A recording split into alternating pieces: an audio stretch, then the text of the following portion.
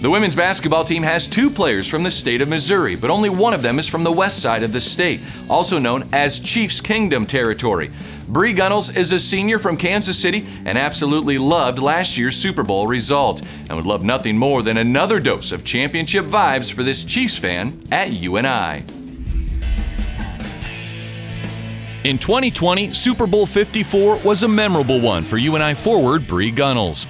The Panthers' dynamic player was witness to one of the most dynamic players currently in the NFL. The big game for the Chiefs was also game day for the Panthers. Bre went 2 for 2 from the floor and grabbed 7 rebounds in the home game. Her excitement for the football game was visible with 4 personal fouls as UNI grabbed a 77-70 conference win over Valparaiso, just hours before the Chiefs won their first Super Bowl since 1969.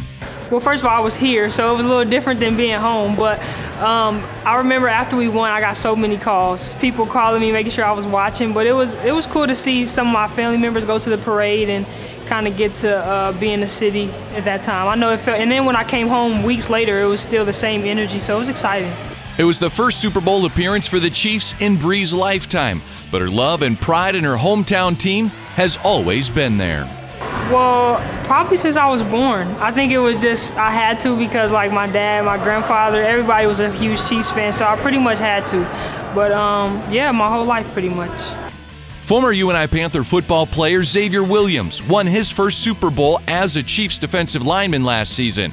It had Panther fans on board the Kansas City Chiefs bandwagon, but the women's basketball team had a lifer. As the Chiefs now return to this year's Super Bowl, it's bringing back some Titletown aspirations for this Kansas City native. Well, just knowing that people get excited to win. I think when you can bring that type of energy to people, I think for sure it kind of made me ready for this season.